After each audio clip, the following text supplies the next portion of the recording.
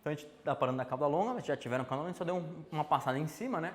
O mais importante de cauda longa é você sempre lembrar o seguinte, e isso você começa a entrar no dia a dia do negócio de vocês, tá? Você, tipo, às vezes vai analisar e você vai querer focar em palavras que têm muito volume, mas às vezes não faz sentido. Então você tem que sempre se colocar no lugar certo, que é o quê? Vou dar um exemplo. Essa empresa aqui, a Wolfen, elas vendem joias, né? Semi-joias, na verdade. E o que acontece? As meninas, elas vendem, era uma empresa pequenininha, tipo, lógico, agora cresceu, mas era uma empresa que vendia semi-joias do quarto lá das meninas. Essa é a verdade, o estoque era o quarto delas, né? E assim, se você for falar, putz, você podia tentar posicionar para semi-joias? Podia, e elas tentaram se posicionar para semi-joias. Mas fazer sentido no primeiro momento? Não. Por quê? Porque ela não precisava daquilo de venda. E aí essa é a grande sacada. Algumas vezes você não precisa de tantas vendas. Então vamos dar um exemplo com a estética. Hoje na estética de vocês, quantas pessoas você pode encaixar lá? Porque você tem uma grade de programação, você tem um limite, concorda? Sim. Quantas pessoas tem? Umas 10 por consultora, depende de quantas consultoras tem. Ok, mais ou menos normalmente tem quantas? 3? 4? Não sei. Fala um número só para a gente poder fazer as contas. Tem 10 consultoras? 10 no total. Então você teria então tipo 100 pessoas, você pode receber 100 clientes. Sim. Ou não? É isso, né? Isso. 10 consultoras, cada uma pode receber 10, então é 100 clientes por dia. Então olha que interessante, ela tem um volume legal. Então ela tem que fazer a conta do quê? Qual que é a palavra-chave que tem volume para atender ela? Agora, vamos pegar um outro exemplo para a gente poder fazer o comparativo aqui com a estética. Olha que interessante. Vou dar um exemplo legal. Pega um consultor. Alguém aqui faz consultoria ou não? Não? Ninguém? Mas pega um consultor, tá? E outro dia eu atendi até um conhecido meu, que é amigo meu, na verdade. Cara, o cara que é consultor e ele oferece um serviço mais caro, ele pode atender quantos clientes por mês ali? O cara tem um limite físico, porque ele não é uma agência, né? Ele é um consultor. Ele pode atender no máximo 8, 10 clientes por mês, um limite. Então, o que acontece? Ele pegando um volume baixo, uma palavra que tem um volume baixo e tem menos competição, porque lembra, quanto menos pesquisa, menos competição tem. O que acontece? Já satisfaz para ele, porque ele não precisa de 10 contatos todo dia. Ele precisa de um contato por semana, para no mês fechar tipo um mês sim, um mês não, um novo cliente e manter 8 clientes regulares. Então é muito legal, porque diferente dela, que ela pode colocar 100 pessoas todo dia lá, esse cara já tem um outro lado. Então para vocês também isso é importante. Nesse caso, o que aconteceu? As meninas fizeram o que aqui? E aí é importante vocês verem qualificação de palavra-chave, tá? Quando vocês virem palavra-chave no Google, sempre lembrem qualificação, que é o quê? Elas vendiam semi-joias, mas você entra no site das meninas, isso tem umas semi-joias de R$300, 300, tem semi-joias de 400 conto. Então qual que é o problema? Naturalmente a pessoa que digita semi-joia no Google, a menina digitou semi-joia, ela espera comprar algo em torno de 50 a 100 reais e não de 300, né? Então o que a gente fez? A gente descobriu que tinha pesquisa, menos, mas tinha pesquisa para semi-joias finas. Então o que você tem que pensar? A pessoa que digita semi-joias finas ou semi-joias de luxo e entra no site, ela está mais predisposta a pagar 300 reais, concorda? Então você tem uma coisa que é muito importante, que é qualificação. E o que é qualificação? Às vezes você está batalhando para chegar aqui primeiro para semi-joias, mas não é a sua palavra é semi-joias finas. Por quê? Percentualmente, as pessoas que te encontraram através de semi-joias finas, elas têm uma maior probabilidade de converter do que a pessoa que te encontrar com semi-joia.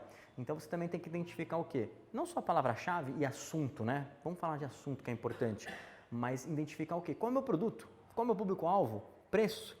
Então tem muito site que eu vejo que o cara reclama que não vende, mas o preço dele é caro. Então assim, tem que fazer uma equalização de preço, de demanda, de oferta, de público-alvo e de palavras, tá? Então você tem que deixar bem claro o que é o seu produto. Sempre lembra disso. Aqui a gente sempre teve essa classificação de web que nos clássicos, né, nos livros clássicos de marketing tem, então a gente sempre passa para vocês, mas de uma maneira bem simplista, a gente dá uma pincelada aqui para vocês poderem entender, mas web 1.0 a gente sempre chama de web estática, né? É aquela primeira web que só as empresas publicavam, né? Então, inclusive, a gente chama ela de internet das empresas. E aí você partiu para a web 2.0. Basicamente, você fala que a web 2.0 é a web das pessoas, porque as pessoas começam a publicar coisas, né? Então, se você tem coisas que são feitas para pessoas, você tem um blog. Então, tinha um momento que você não tinha como publicar nada, então você não tinha uma ferramenta de blog. Passou a ter. E a Web 3.0, que a gente chama semântica, é o que está começando a entrar e a gente está na evolução, que é para a internet das coisas. Ou seja, tudo que você tiver próximo de você está conectado na internet. Hoje não é uma realidade, fato, né? Mas é uma coisa que está muito próxima de acontecer. Já tem tecnologia, o problema é o custo. Então, devido ao custo, você ainda não tem tanta implementação. mas com a redução do custo você vai ter essa implementação ao longo do tempo. Então, você falou de trade, né, de trade market e tal, o que a gente vai ter que lembrar? Peraí, hoje você está falando assim, puta, não tem mais produto na loja, porque o cara só quer vender pelo e-commerce, né? Daqui a pouco não vai ter produto em nenhum lugar, porque o cara vai vender dentro da sua casa. É muito interessante isso, a gente vai ver o que vai acontecer aqui, tá? Manda. Sim, da estética? Da estética. Seria importante ser o quê? Por exemplo, elas focarem a ação delas na região, naquele raio do É que assim, ó, e tudo mais. no caso delas, vamos supor, você falar assim, vamos fazer um negócio mais, envolver mais. É que a gente, no final, a gente vai passando mais estratégia. Mas o que você tem que pensar? Elas primeiro, elas precisam ter um site bem feito, concorda? Porque a pessoa normalmente entra no seu site, ela quer ver o lugar, quer ver tudo.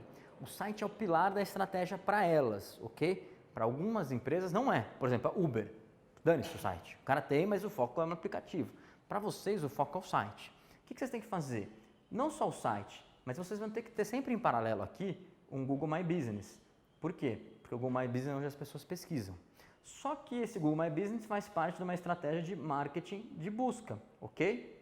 Então vocês têm que estar na busca. Então seu site tem que estar otimizado para busca. O que significa estar otimizado para busca? Um trabalho bom de SEO com conteúdo e ao mesmo tempo que vocês têm um trabalho bom no site de conteúdo, ele está otimizadinho, o seu índice de qualidade fica melhor para o anúncio. Então os anúncios vocês acabam gastando menos e ou têm uma qualidade superior. E aí você fala o seguinte, o que mais eu posso fazer aqui? Poxa, tem redes sociais.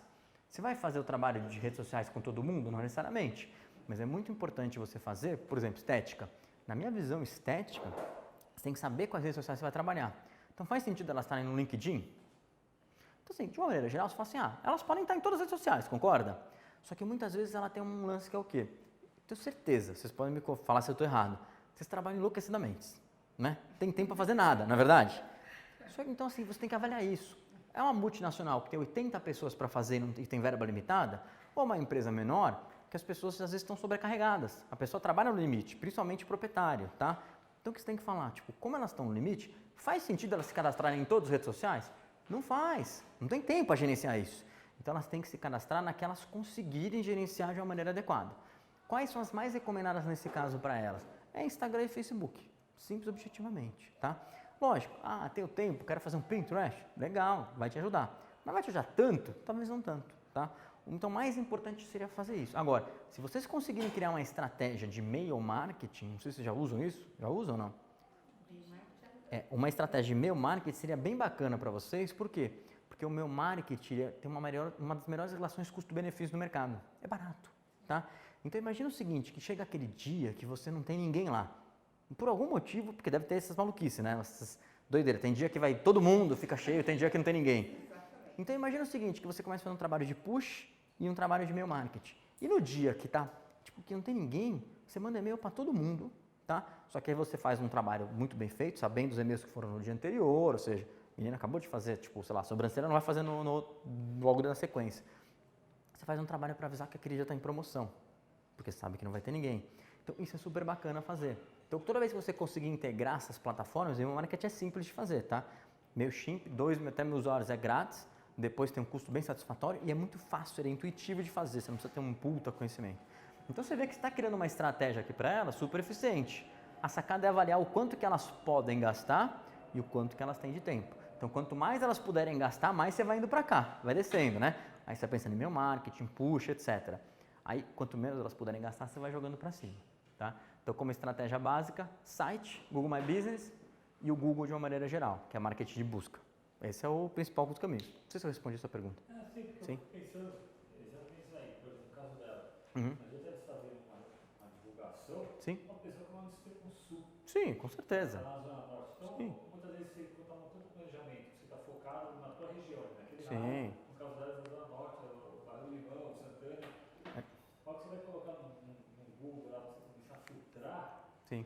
Começar a alimentar com um monte Então, de mas é que você... palavra-chave. Então, mas qual que é a sacada? Você tem que ter um pouco sempre de esperteza nesse caso, porque muitas vezes é o seguinte, a menina ela mora perto, por isso que ela faz a sobrancelha perto. Mas às vezes ela não mora perto, ela mora longe pra caramba, mas ela trabalha perto. Então você não sabe o momento que ela vai pesquisar isso. Então às vezes a menina está pesquisando à noite da casa dela e ela precisa ver. Então é um negócio bem complexo, tá? Nesse sentido. Mas assim, sempre é importante se avaliar algumas situações. Teve cliente meu, olha que doideira, isso acontece muito em bairro, né? E tem até um amigo meu que fala, tipo, que ele mora em Santana e a prima dele mora um pouco depois de Santana, eu esqueci o nome do bairro, tá? Mas eu acho que é, putz, alguém conhece Santana aqui, Zona Norte? Depois quando você está em Santana e você vai indo, tem uma avenida que era, puta, não é Santa Inês, uma coisa assim, não é? Então, Santa Inês ela vai para onde? Ela vai para o Horto, mas... Então, mas tem o bairro ali qual que é antes do Horto, sabe? É Horto ali mesmo, né? Então, acontece. Aí, tipo, o Júlio tava falando pra mim, John, pô, minha prima, ela fala que ela mora em Santana. Mas, cara, ela chega em Santana, ela anda mais 30 minutos até chegar no bairro dela, né? Lógico, é fácil para ela falar isso, né? Ah, mora em Santana, você regionaliza tudo. Agora, o mais importante é o seguinte, às vezes, em termos de negócio, faz sentido. Por quê? Se o seu bairro é pequenininho, ou você está no extremo do seu bairro, porque às vezes você está no Limão, qual que é o bairro do lado do Limão? Casa Verde. Casa Verde. Então, assim, às vezes você está, tipo, na pontinha do Limão, e para ela faz mais sentido atrair o público da Casa Verde do que do Limão. Isso acontece. Por exemplo, tem um caso muito comum aqui no Itaim Jardins, que é o quê? Você tem Jardins, Vila Nova Conceição e Itaim, né? Então, dependendo do lugar que a pessoa esteja, faz mais sentido falar que ela está na Vila Nova ou no Itaim.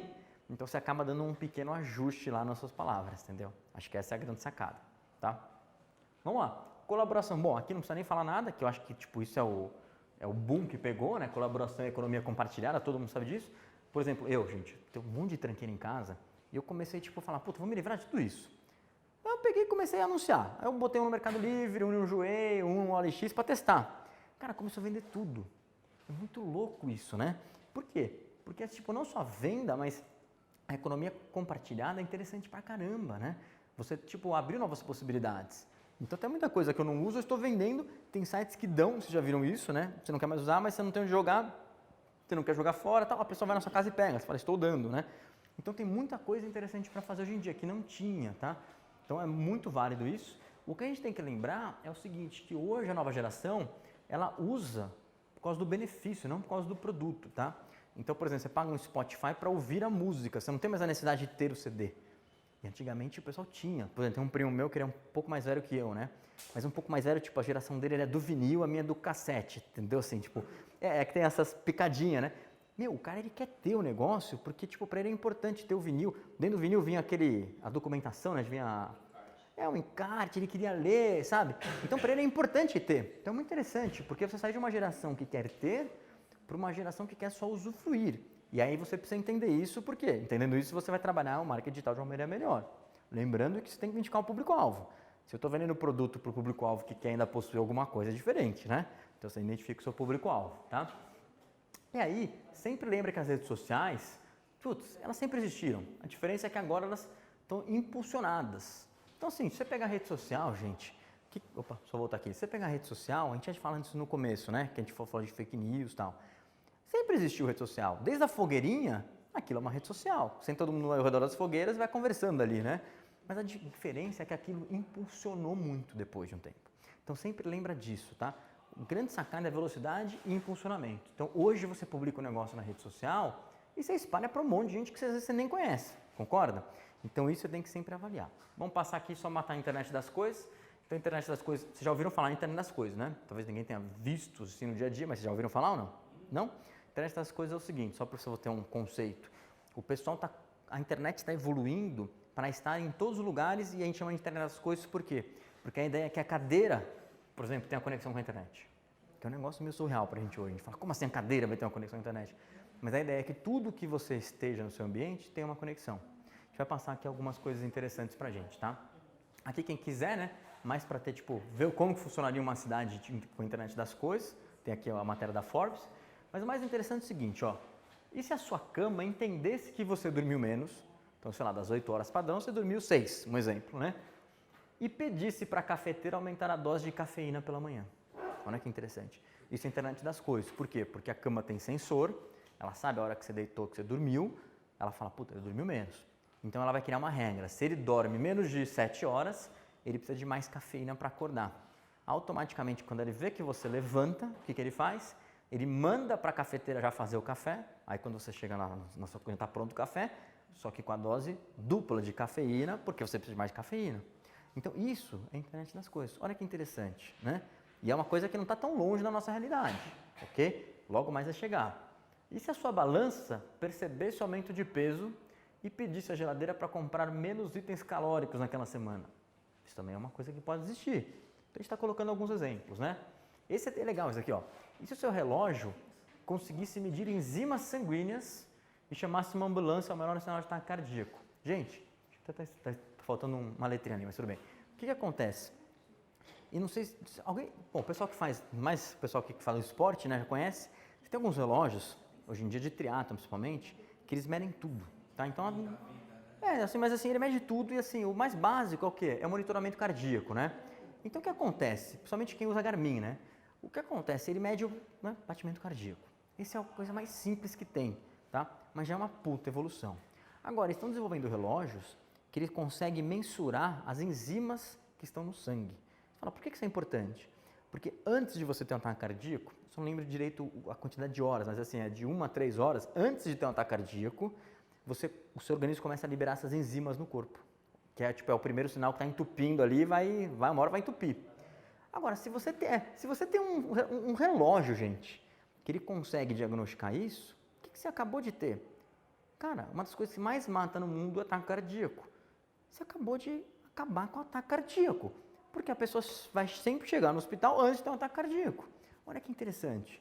Então isso é muito interessante, porque a internet das coisas também atuando não só no marketing, mas, poxa, é um serviço de saúde, concorda? Inclusive tem estudos prevendo que o ataque cardíaco, que é um dos principais fatores de morte hoje, né? Os problemas cardíacos em geral, mas talvez tipo, o ataque cardíaco em si, que é aquele ataque fulminante e tal, não ocorra mais por causa disso. Todo mundo tem um reloginho aqui que vai segurar e vai monitorar. Então você está tranquilo. Vai ter um ataque cardíaco, você fala, ih, ferrou, estou tendo um ataque cardíaco. Já liga lá para a ambulância e fala, vem para cá, negão, me ajuda aqui que eu tô complicou o negócio. Então é super bacana isso, tá? Internet das coisas, a gente tem muita coisa, mas, cara, tem muita tecnologia que a gente nem sabe que existe. Olha isso já existe, tá? É uma roupa que reproduz a música para pessoas surdas. A roupa vibra. Olha que interessante. Então assim, a pessoa, tipo, não ouve, ela vai num concerto e ela efetivamente, tudo bem, talvez não 100% não seja como ouvir mesmo, mas ela tem a percepção da música, tá? Então isso é muito bacana, porque tem coisas que a gente não sabe que existe e existem, tá? Se você pegar, quando você fala em marketing de internet das coisas, é um pouco diferente da internet das coisas, né? Uma coisa é a tecnologia, outra coisa é como o marketing atua em cima. Então eu coloquei alguns exemplos aqui, ó. Lembra o exemplo da balança que a gente falou? Então eu falei, ó, se a sua balança percebe que você aumentou de peso na semana e você recebe indicações de refeições detox para compra através de push e redes sociais. Olha que interessante, gente. E aí você fala, ah, mas isso não vai acontecer? Cara, o que o Google faz é basicamente isso. Eles ficam te entupindo de anúncios todo dia, tipo, baseado nas suas informações. Então vamos supor que amanhã, o fabricante de colchão, quem comprou aqui já colchão recentemente? Alguém comprou? É caro ou não? Quanto você pagou num colchão? Não, atrás de você. Tipo, tem 1,90 m. Mais complicado, né? Tem que ser maior, né? Foi 3, 4 pau. Aí, ó. E você também comprou? Eu comprei na internet há um mês, aí fui semana passada na Plenitude, o mesmo produto em promoção que morri. Ai, não dá mais pra devolver, já passou uma semana, né? Me lasquei, não é? Acontece. Mas olha que interessante, imagina que alguém amanhã vai te dar o colchão. Porque, por exemplo, vocês já repararam que o Google hoje te dá um monte de coisa? Você fala, cara, tem um monte de serviço aqui de graça, né? Legal isso aqui, né? Tem um mapa de graça, tudo de graça. Agora, imagine que o Google começa a dar colchão para as pessoas. Por quê? Porque ele quer perceber sono, ele quer perceber o peso das pessoas. E ele começa a vender os anúncios da galera que vende produtos para emagrecimento, um exemplo. Ele consegue fazer isso. Então, tudo bem, estamos viajando muito na maionese aqui. Mas assim, no final das contas, é um exemplo baseado no que já acontece hoje. O Google te dá um serviço e baseado efetivamente naqueles dados, ele puxa esses dados, ele ganha dinheiro com isso, tá? De alguma forma. Quem? A Bayer. Eu trabalhava numa agência, mas eu não atendia a Bayer. Tá. Tinha uma equipe lá, só que Se fazia. compartilhava coisa. Né? Sim, lógico. Aí eles falaram que a Bayer faz um negócio muito legal, que é, ainda mais com as gestantes, eles têm um trabalho para gestantes, porque eles conseguem puxar, eles conseguem saber quando a pessoa está grávida por conta da base de pesquisa dela. Ah, sim, sim.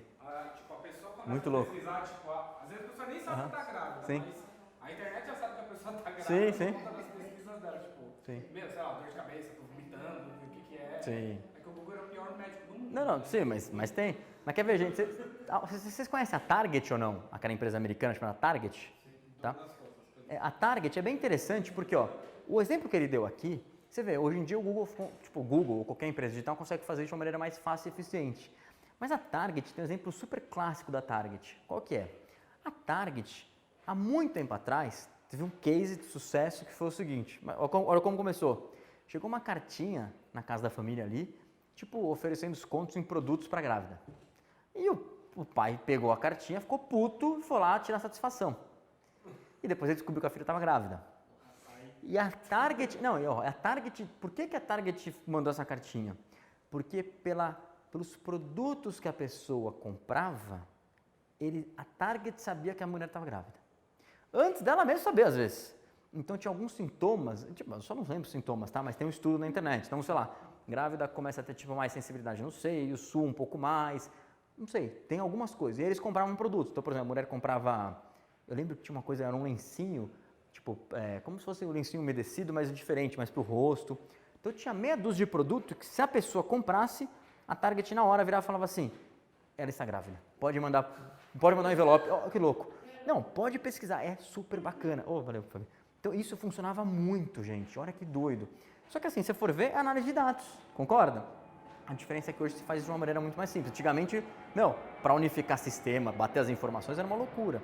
Então, o que os caras já faziam está sendo replicado de uma maneira absurda aqui, tá? Então, isso é bem bacana. Depois, se vocês puderem pegar esse case, é legal estudar. Vamos lá, supermercados. Isso aqui até em projeto, tá? Supermercados fornecem a geladeira. O que é fornecer? Eles te dão a geladeira, gente. O cara dá a geladeira para você. A geladeira é cara, né? Que repõe automaticamente os itens. Então, imagina o seguinte, hoje você tem, sei lá, algumas redes grandes, né? Pão de Açúcar, o São Marché, assim em diante, né? Aí o Pão de Açúcar fala, eu te dou a geladeira, mas você tem que comprar comigo. Você fala, é nóis, fechado, né? Então, o que acontece? A geladeira automaticamente reconhece os itens que tem lá, porque eles têm um sensorzinho RFID nos produtos, e assim, quando estiver acabando, ele já faz o pedido automático, o Pão de Açúcar te entrega automaticamente os produtos. No final, ele paga a geladeira tranquilamente, mas o que ele faz? Ele consegue uma exclusividade com você. É como se fosse uma assinatura, tá? Isso é muito importante. Já tem planejamento para fazer isso. Olha só que interessante. Então, não é uma coisa que diferente vai dar, talvez, do relógio e tal, que já estão longe. E aqui, o do relógio, olha o comparativo que eu fiz, gente. Você concorda que um plano de saúde que paga a internação dos pacientes, o pior mundo para o cara é o cara chegar infartado lá. Porque ele vai para o UTI direto, né? Mesmo cirurgia, UTI já era, ferrou. Gasta... Vocês já viram quanto custa uma UTI? Alguém já viu aqui quanto custa uma UTI?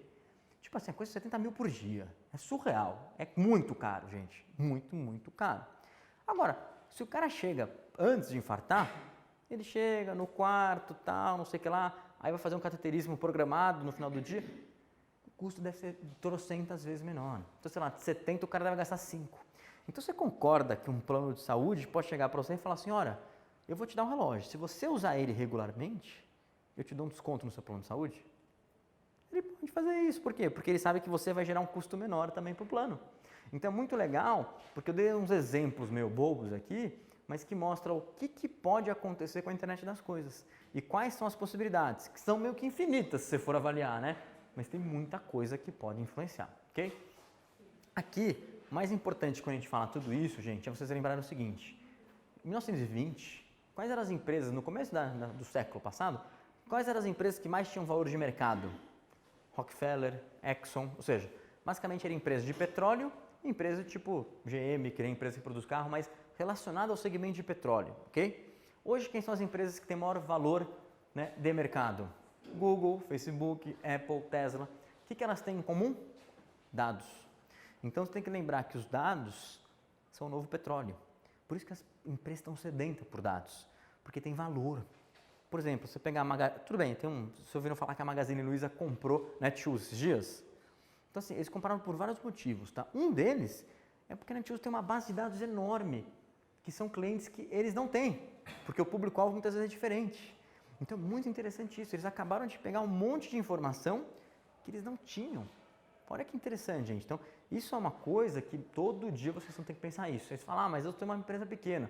Não importa. Você conhecer o nome do seu usuário, o sobrenome, você conhecer onde mora, você conhecer os hábitos desse usuário. Quanto mais você conhecer seu consumidor, mais você consegue fazer a venda, gente. Então, eu vou dar um exemplo no Reino Unido. Aqui no Brasil é uma zona, né, seguro de carro, né? Porque você ainda tem que fazer vistoria, tal. No Reino Unido, acho que, se não me engano, 90% dos seguros de carro são vendidos online. E você faz a vistoria com o aplicativo, né? Você passa no carro, faz um videozinho, já era, né? Aqui não vai dar certo isso, né? Vai dar... Não vai dar certo. Melhor não fazer, né? Mas tudo bem. É que aqui no Brasil é uma loucura, porque pro cara... Olha só que interessante. O Santander fez um trabalho de trazer um projeto para cá, e no México, o mesmo projeto, para o cara fazer uma cotação de seguro, ele precisava de 4 perguntas. Aqui você precisa de 48 perguntas para fazer uma cotação precisa de seguro de carro. Então, como que você faz um negócio online falando para o cara te responder 48 perguntas? Não faz, então você desencana. E aí você, mas aí o que você faz? Você depende muito do corretor, que é o cara que faz para você e te passa a cotação. Já te conhece, não é? Basicamente isso. Então vamos lá.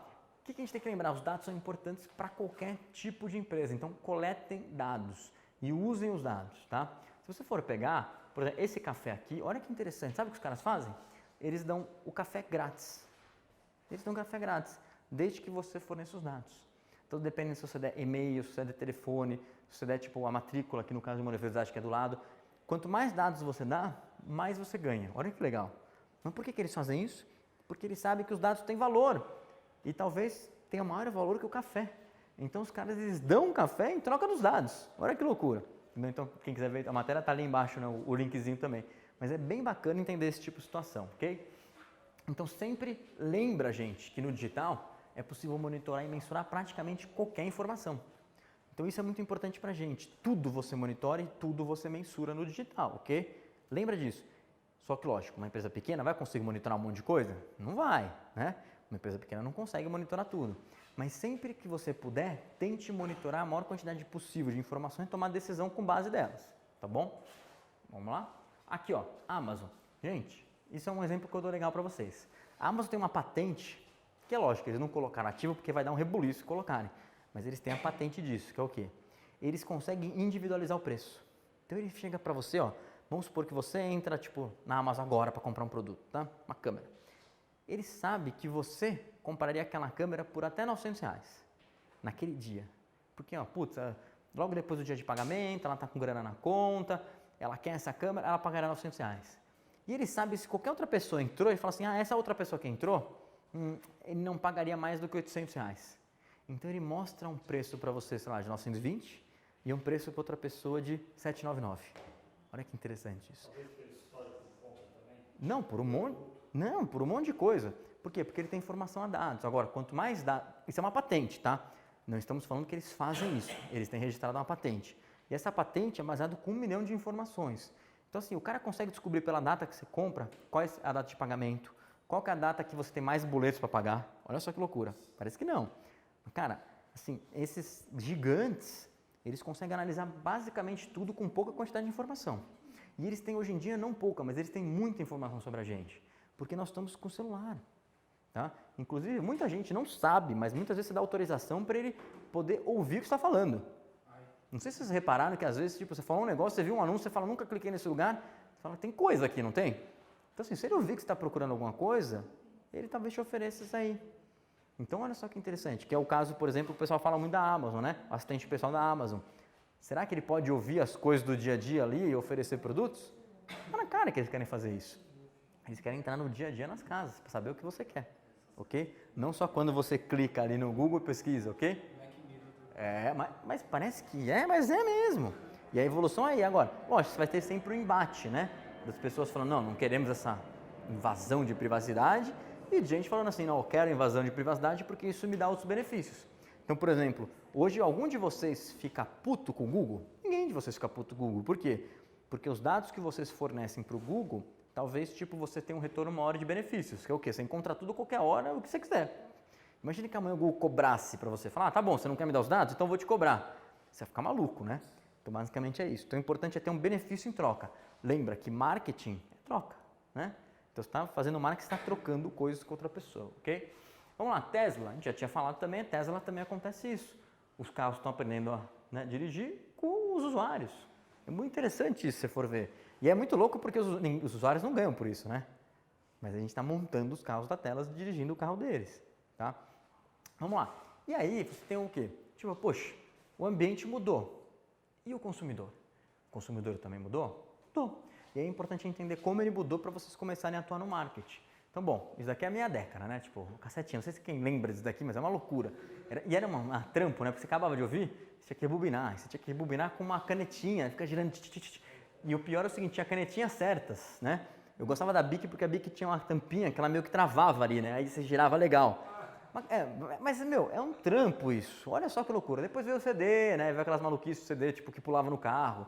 Aí veio o CD com gel, né? Que aí não pulava mais. Aquilo era uma... Você vê, tempos ruins, gente. Você lembra? A gente viu uma fase ruim, né? Se for ver, né? E hoje em dia, tipo, não tem mais essa, né? Tipo, aí você já tinha um pendrive e depois você começou, tipo, ter, tipo... Hoje em dia eu vejo uma quantidade de gente que usa que usa, como que é, não, Spotify no carro, é gigantesca. Você abaixa as músicas, deixa lá, tem gente que nem vai, tem plano grande, já vai, deixa lá tocar todas as músicas do carro. Então isso é muito interessante como mudou, tá? Então você sempre tem que lembrar que a revolução de tecnologias causa transformação no comportamento do consumidor. É óbvio isso, né? Então, cada tecnologia. E aí você tem que lembrar as gerações. Aqui eu coloco o mapa de gerações para você. O mais importante é vocês avaliarem o seguinte, sempre as gerações, é que aqui ele não passa, ele não chega na TV o visorzinho aqui, né? Mas essas últimas gerações, que é a X, a Y, a Z, esse é o nosso mercado consumidor. Então é importante você conhecer as gerações, né? E é até interessante, né? Porque você pegar lá em cima, tu tem a primeira é a geração perdida, né? E depois vem a geração grandiosa e aí em diante. Tá na cara que quem criou isso foi essa geração grandiosa, né? Porque, tipo, os caras criaram isso, colocaram a anterior de geração perdida e eles falaram que eles são uma geração grandiosa. Mas, assim, no final, você tem alguns nomes, às vezes, que são diferentes, né? O pessoal usa millennials, né? Você já deve ter ouvido falar muito nisso. Mas conhecer essa geração é importante, porque aí você consegue trabalhar um marketing correto para essa geração. Lembrando que você tem que sempre avaliar o seu público-alvo. Então, foca aqui, é nessas últimas aqui que a gente está sentindo. Aqui é um vídeo bem bacana, gente, que é Vocês já viram esse vídeo aqui? I Want to Be Young ou não? Não? Quer ver? Tem tempo, né? Ok. Vamos lá. Esse vídeo é legal, vou colocar para vocês verem, porque ele fala um pouco dessa diferença de geração. E isso é importante, vocês têm que entender profundamente essa geração que hoje é consumidora, porque é para isso que vocês estão vendendo, tá? Vamos pegar aqui e passar esse vídeo aqui para vocês. Espera aí. Opa. Vou colocar no começo. Tá bom? Tá?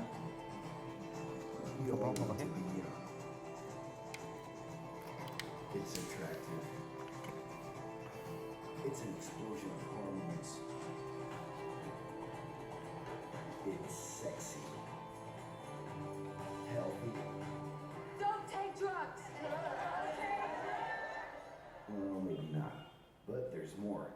Young people represent new languages and behaviors, and they're directly influencing consumer habits. They're positioned at the top of the influence pyramid, and are aspirational to those younger than them, and inspirational to the older. Today's young generation, known as Generation Y, G, we, globalists, digital youth, millennials, whatever, is the largest in absolute numbers on a global perspective. And they have crazy buying power when compared to their parents when they were young. It's funny because this important role of the youth today has its roots precisely in the baby boomer generation. They were born in the post-World War II, in the 40s and 50s. Insecure and impatient, they pushed for big changes.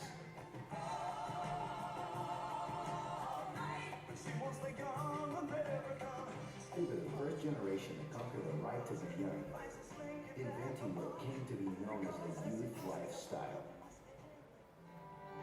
If your time to you is worth saving, then you better start swimming or you'll sink like a stone. For the times, they are a-changing.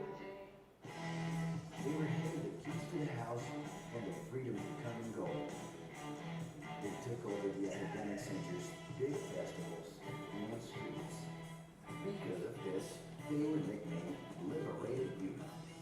From the outside, it seemed they were a little nutty, but the talk of peace, love, free sex, and flower power stayed influencing behavior till today. And actually, all of that must have been pretty fun. And speaking of fun, we can't forget about Generation X.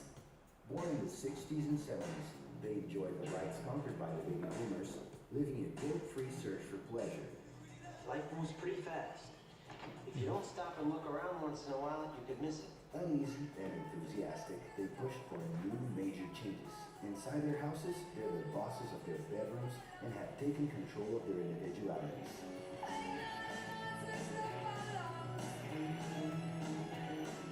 Generation X is in love with stereotypes, fed by marketing and publicity boom. As much as in the corporate universe as in entertainment, Generation X is remembered as the competitive youth.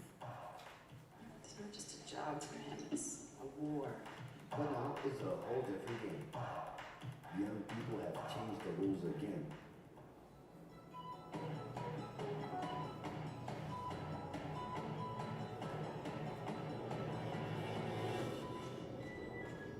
Known as the first global youth, millennials not only have the keys to their house and their domain, they have also taken over the world. Yeah, full access to it. Steered by the internet, their identities are transcending the place they're from.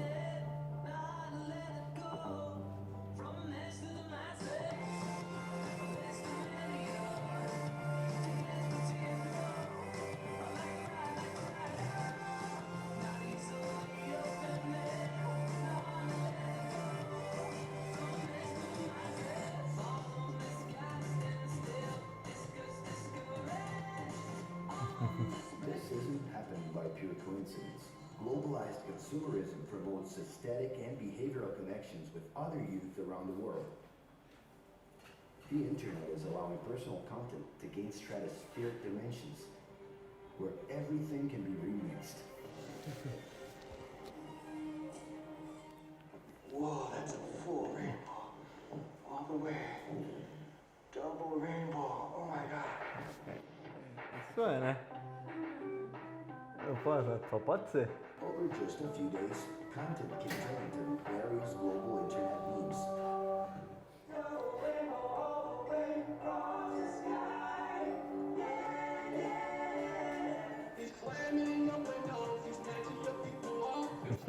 Vocês lembram disso? Also acquiring relevance outside of the network.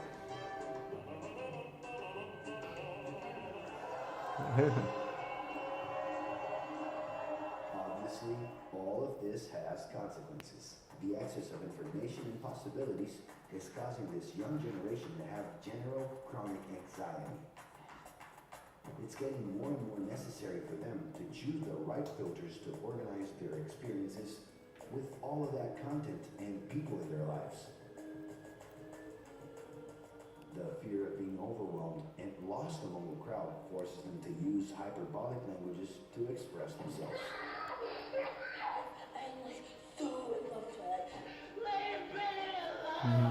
It's not always easy to understand. Alguém já fez isso no YouTube ou não? That's because they developed a non-linear Cara, é incrível isso, né? Tipo, a galera, assim, eu não... É interessante porque, tipo, eu não imagino eu fazendo isso, né? Mas a nova geração é tranquila nisso. E é muito louco que, tipo, assim, no Instagram, no Snapchat e tal, o Snap, inclusive, a gente vê mais coisa, tá? Lembra o seguinte, toda vez que, tipo, se os seus pais entram na rede social, ela começa a ser ruim pra você, né? Então, assim, meus pais entraram no Facebook e falei, puta, só começa a usar o Instagram, né? Eles não entram, tá tranquilo. Mas, assim, pra geração anterior, pra próxima geração, é a mesma coisa.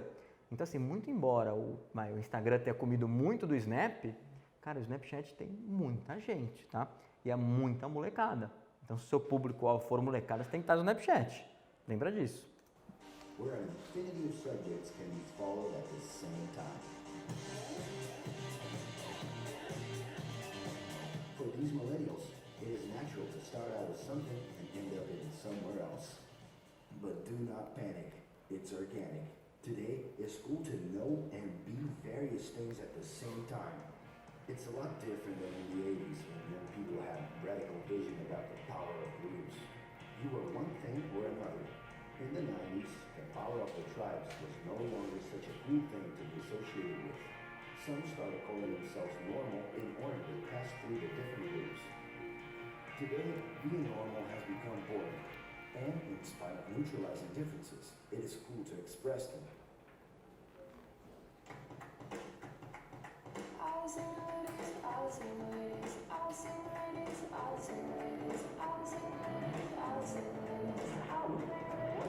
It is possible to be a surfer, DJ, rocker, nerd, cinephile, designer at the same time.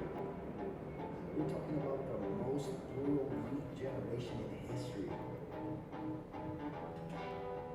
It is a plurality which guarantees that the young can simultaneously recognize themselves even with their personal differences. Their new extended social network has resulted in a bigger number of short-term style personal relationships.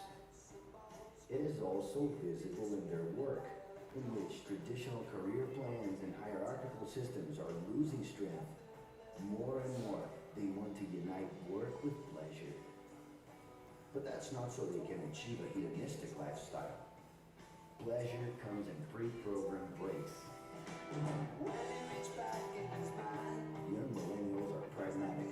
They're also more realistic. Their big idols aren't the most idealized figures, but instead are common people who realize small possible dreams that aren't utopic. They are the faces of the new economy, ruled by open source and crowdsourcing and independent initiatives that, with the power of the internet, can have an immeasurable impact. This collective conscience is the zeitgeist of the future, leading to a scenario of opportunities. But it's not easy. The new is always intimidating. A lot of things that were not immediately understood in the past are today considered natural behavior. You can understand and take part, or comfortably sit and follow along.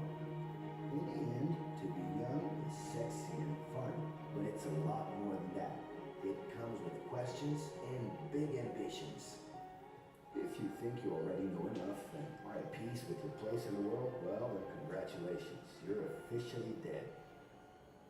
More than ever before, in order to understand the world, it is necessary to understand these youths, who are the catalysts to big changes. And there's an added bonus.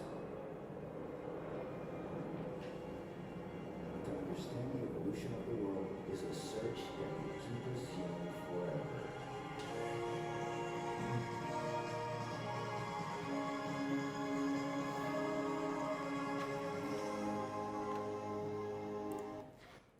Então vamos lá, gente. Tipo, importante entender sempre a geração que você está. Só que as gerações futuras, sempre vocês têm que lembrar isso. O que vai acontecer? Eles ditam regras. Então muitas vezes você entrou no Facebook, o que seu pai faz depois de um tempo? Ele vai entrar no Facebook, concorda? Então lembra que também a molecada está fazendo algumas coisas que daqui a pouco a gente vai correr atrás. Isso acontece para todo mundo. Por isso é importante entender um pouco como funciona essas gerações aqui que a gente lida do dia, que é X, Y e Z normalmente, tá? Então aqui tem vários gráficos, tem várias informações, você tem que focar sempre nas informações pertinentes do seu público-alvo. Algumas coisas que eu sempre passo, que tipo assim, é interessante é o seguinte, você tem algumas características que são um pouco padrões, tá? Então às vezes você pega a geração X, você fala, cara, o que esses caras fazem no YouTube? Puta, a geração X só vai ver vídeo educacional. Não é verdade, eles veem mais coisas, mas no geral, eles gostam de ver vídeo educacional. E aí você vai tendo cada geração, você tem um tipo de informação diferente. Então você tem que aplicar isso, ok? Isso é muito importante. Por exemplo, geração Y, ó, ele vê mais workout vídeos, né? De vídeos de atividade física. Então isso é uma coisa interessante, porque, por exemplo, no seu caso, você fala, cara, meu público-alvo é esportista. E, putz, é o cara que quase vai triatleta, ou nada, e corre, alguma coisa do gênero. Então você está falando o seguinte, putz, talvez esse cara goste muito do trabalho, tipo, porque ele não gosta de ir pra academia, ele quer correr ao ar livre, ele quer nadar, mas ele precisa fazer uma musculação. Então ele gosta de fazer o funcional. Então talvez você tenha um canal no YouTube que não só fala das suas provas, mas se você coloca esse tipo de informação, é bacana. Agora, por outro lado, você fala, não quero trocar o meu canal, quero o meu canal com informações precisas sobre o que eu estou falando. Você tem um outro lado, qual que é? Eu vou patrocinar pessoas que fazem isso. Isso é super bacana, ou seja, você patrocina os caras que estão dando treino funcional no YouTube. Super interessante, tá? E assim em diante, né? Aqui, gente, a gente vai falar um pouco da inversão do vetor de marketing. E isso para vocês em marketing digital começa já a fazer toda a diferença, tá? Vocês precisam entender isso. O que é importante, gente? Antigamente as mídias tradicionais, elas buscavam os consumidores em horários definidos. Então todo mundo já ouviu falar aqui que tipo o comercial do Jornal Nacional era mais caro, concorda?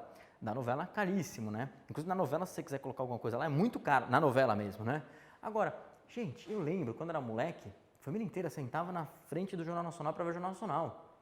Cara, a gente via, e você via o comercial. Hoje começa que você não vê mais o comercial, né? Você está no celular, no comercial. Agora, a sacada é que hoje você não vê mais o Jornal Nacional. Quantos aqui de vocês, no dia a dia, acabam vendo o Jornal Nacional? O público diminuiu muito o público. Você está vendo a Jovem Pan no YouTube, talvez.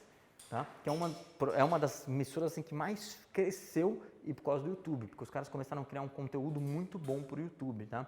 Quem não acompanha, acompanha para ver, porque o trabalho que eles fazem é muito interessante. É a adaptação do rádio para o YouTube, né? Coisa meio boa. Mas o que é importante aqui? Hoje, não são mais as empresas que buscam o consumidor, é você que busca as empresas. Por quê? Você está aqui no meio do curso, você lembrou que você precisa comprar um tênis? Você está pesquisando no Google sobre o tênis, concorda? Então, sempre teve começou a ter essa inversão do vetor de marketing, onde você busca na hora que você quer e como você quer. Então, não importa se você está no seu médico esperando uma consulta, não importa se você está na aula, não importa se você acabou de acordar. Você lembrou de um negócio, você busca. Tem gente que acorda à noite com o negócio e já entra lá no Google e pesquisa, tá? Então, isso é muito importante entender essa inversão. Aqui, quando você fala aqui em inversão do vetor de marketing, você tem que lembrar que antigamente nós éramos telespectadores. Você sentava para ver o Jornal Nacional e você ficava só vendo, concorda? Hoje não. Você está no celular, você faz coisas, você é teleinterativo, ok? Então isso é muito importante. E aí a gente vai chegar no conceito que a gente chama de... Isso é legal, principalmente para a parte de trademark que a gente estava falando lá fora. O que é? Vocês já ouviram falar, gente, naquela toda a ciência que tem no ponto de venda? Alguém já ouviu falar? Né? Tipo, então o pessoal tem que vender produto para criança, se coloca no olho da criança, tipo a cor da embalagem, tudo isso influencia a venda, né? Só que olha que interessante, gente. Quando você pega essa ciência do ponto de venda, e é uma ciência que foi desenvolvida durante anos, isso começou com uma coisa aqui, que é o chamado FMOT. Quem começou a fazer isso foi a Procter & Gamble. Por quê? Ela descobriu que chegava a hora, vamos pegar, a mulher chegava lá no supermercado para comprar alguma coisa, e ela diferenciava um produto, sei lá, verde, um vermelho, e talvez ela comprasse por alguma coisa que foi feita no ponto de venda. Então foi criado o quê? A Procter & Gamble foi tão importante que eles criaram um cargo, diretor de FMOT. Eles falam, o que é FMOT? Eles nomearam isso, FMOT, que é First Moment of Truth, né? Em português, primeiro momento da verdade. Por quê? Porque eles consideravam esse o primeiro momento da verdade quando a pessoa ia comprar, ou seja, é o momento que ela vai tomar a decisão, ok? Depois eles desenvolveram outros momentos da verdade, se você for ver. Então você tem o second, né? Tipo o segundo e o terceiro. E aí você vai ter a experiência do usuário com aquele produto. Mas o mais importante é que recentemente aconteceu uma coisa diferente. A gente está chamando um outro momento chamado ZMOT. Alguém já ouviu falar nisso ou não? Não? Alguém? ZMOT? O ZMOT basicamente é o Zero Moment of Truth, né? O momento zero da verdade, que é o quê? As pessoas hoje, elas não chegam mais no supermercado para comprar e lá elas vão escolher. Ela chega já definida para comprar. Isso é muito interessante. Então, vou dar um exemplo meu. Preciso comprar uma câmera, né, para tirar foto. Cara, eu estou há uns 30 dias entrando em blog. Eu estou há uns 30 dias vendo vídeos do YouTube de gente que recomenda a câmera X por causa disso, Y por causa daquilo. Eu entrei na Amazon, entrei em 1 milhão de reviews que vocês não podem imaginar. Eu li os reviews da Amazon ali, o cara falando bem de uma câmera, falando mal de outra. Então hoje o que acontece é que você não tem mais um momento da verdade. Você tem diversos pequenos momentos, que é o que a gente chama de ZMOT, tá? Então o que você tem que lembrar? Os ZMOTs a gente considera que são os micromomentos, tá? Que antecedem uma compra. Então, quando você às vezes chega para comprar, não sei se aconteceu com vocês já, você vai comprar um celular. Você chega na loja, aí o cara começa a falar, você fala, não, eu quero esse. Aí o cara fala, mas tem o outro. Não, eu quero esse. Já chegou decidido. Você já tem certeza do celular que você quer. Então, não tem discussão naquele momento, porque já teve isso. O que é o ZMOT que a gente fala? Então, assim, aqui tem alguns exemplos, né? Mas a grande sacada é, cara, os ZMOTs são todos os momentos que você está em contato com esse interesse. Então, você está na aula e pesquisou alguma coisa sobre aquele assunto, é o momento do ZMOT. E o mais louco é que você pesquisa, e como é tanta informação, é tanta coisa para fazer, você descarta. No dia seguinte você lembra de novo, e você olha. Aí depois de 3 dias você lembra de novo, e você olha de novo, você faz outra pesquisa, você vê na rede social alguém falando sobre isso. Então são vários momentozinhos que te levam àquela tomada de decisão, tá? Aqui tem os exemplos clássicos aqui, né? Então você fala, putz, tudo isso? Sim, tudo isso. Então muita coisa legal para você poder avaliar. Aqui, ó, tem até um exemplo interessante que é assim, um fã de esporte de inverno e uma loja de esqui, usando um celular para ver análises de vídeos snowboard mais recentes. Cara, é o que mais acontece. O cara entra na loja e ele começa a pesquisar preço. Não sei se já fizeram isso, todo mundo eu acho que já fez aqui, né? Você entra na loja, vê um negócio que custa R$20 e fala, deixa eu ver se tem mais barato na internet, né? Então olha só que doideira. Tipo, nem preço mais você consegue brigar, porque o cara vai na loja para ver o produto, mas ele quer comprar online para ver se tem mais barato. E como que o lojista faz? É difícil isso, né? Tem lojista, inclusive, que fala que bate o preço online, né? Não sei se já viram isso. Você mostrar ali, acho que talvez tenha menos, mas uns 3 anos atrás tinha muita gente que fazia isso. Bate o preço online. Então isso é muito bacana, é muito interessante. Então aqui basicamente é o modelo tradicional que a gente usava, que é o estímulo, então por exemplo um anúncio, né? E aí o primeiro momento da verdade, que era a prateleira, não importa qual seja, supermercado, uma loja, o cara tira a câmera para você ver. E o segundo momento da verdade, que é a experiência que o cara vai ter. Se for uma experiência porcaria, o cara vai ficar maluco, não vai gostar. Agora, esse é os emotes, que você pode ter o estímulo aqui. Só que aí você tem 1 milhão de momentinhos pequenos, que são as 10 mil pesquisas que você vão fazer no Google, é os influenciadores que você vão ver usando aquilo, tipo é a rede social te jogando comercial e anúncio e remarketing sobre aquele assunto. Isso daqui são vários micromomentos que antecedem esse primeiro momento da verdade. E esse primeiro momento da verdade, que é quando você vê na prateleira, normalmente você chega com 99% de certeza com o que você vai comprar. Você fala, é isso que eu quero. E dificilmente o vendedor vai conseguir te jogar para outro produto, tá bom? E aí você vai, lógico, evoluindo aqui esse lado. Aqui eu coloquei alguns exemplos para vocês, é o mesmo gráfico, só que só mudando horizontal para vertical, que não cabia de todo jeito. Exemplos de estímulos, Zemote e Fmote. Então se vocês forem trabalhar em estratégias de marketing digital, vocês provavelmente vão usar um mapinha que nem esse daqui, tá ok? Sempre lembra disso. E aí você fala o seguinte, puta, mas como que está o mapa do engajamento hoje do usuário? É esse mapa do engajamento. Porque hoje você tem 1 milhão de contato com mídias digitais. Então é muito difícil você prever isso. Vocês tiveram aulas de várias coisas aqui, tá? Sempre vocês têm que lembrar o seguinte, as mídias, elas se complementam. Então muitas vezes você faz os trabalhos só no Google Orgânico, você tem um resultado muito menor se você fizesse um pouquinho em cada lugar. Um pouco no Facebook, um pouco no Instagram, um pouco no Orgânico, um pouco no Anúncio. Por quê? Porque elas se complementam. Alguém aqui de vocês usa Analytics regularmente ou não? Google Analytics? Usa. Não sei se você entrou no Google Analytics, você tem um relatório que tipo é de atribuição. Você pode mudar o modelo de atribuição. E por que isso é legal? Porque o Google ele tem vários modelos de atribuição. Vocês tiveram isso, né ou não? Modelo de atribuição? Resumindo, o que é o modelo de atribuição? Você tem um modelo padrão, que é o que a gente chama de last click, último clique. Então ele fala assim, olha, se o cara veio do Facebook, entrou no site e comprou, eu vou dar o valor da venda, sei lá, vendi um produto R$100 para o Facebook. Vou falar que é R$100 do Facebook, legal? Só que você tem vários modelos, porque o last click ele se prova um pouco ultrapassado, no sentido que você fala, peraí, imagina que o cara pesquisou um produto no Google, aí ele entrou no meu site, aí ele viu, pô, ele me conheceu.